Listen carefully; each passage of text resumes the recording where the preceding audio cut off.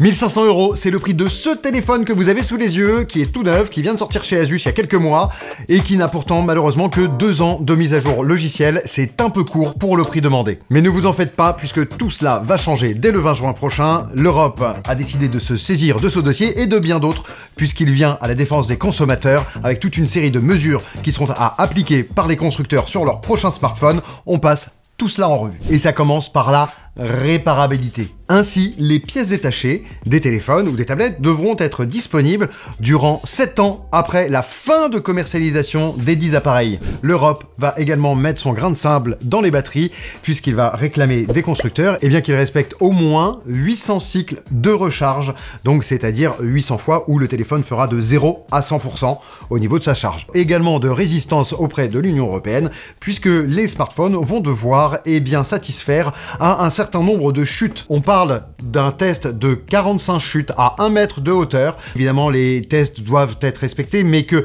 les téléphones ne seront plus forcément en bon état visuel, pourront être cassés, abîmés, etc. Mais ils devront toujours fonctionner pour réussir le test. Et si vous avez tendance à souvent laisser tomber votre téléphone au fond des toilettes, sachez que désormais, il devra également avoir un indice de protection minimum à ce niveau-là. On parle de IP44 ou IP67. Et on en vient à la dernière partie qui nous intéresse dans cette réglementation européenne. Les mises à jour des téléphones, des tablettes devront être d'au moins 5 ans. Alors 5 ans tant pour les mises à jour de sécurité, mais 5 ans également pour les mises à jour de fonctionnalité.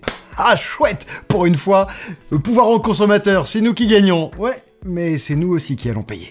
Bah oui, parce que les constructeurs, s'ils respectent la réglementation européenne, ça va leur coûter bonbon. Tout cela va avoir un coût. Les constructeurs, de leur côté, ils vont pas rogner sur leurs marges. Non, eux, leur objectif, c'est de conserver des marges assez hautes et surtout, en fait, de pouvoir montrer à leurs actionnaires que tout fonctionne toujours aussi bien qu'avant. Et donc, d'une manière ou d'une autre, c'est nous qui le paierons sur les produits qui sortiront à partir du 20 juin 2025.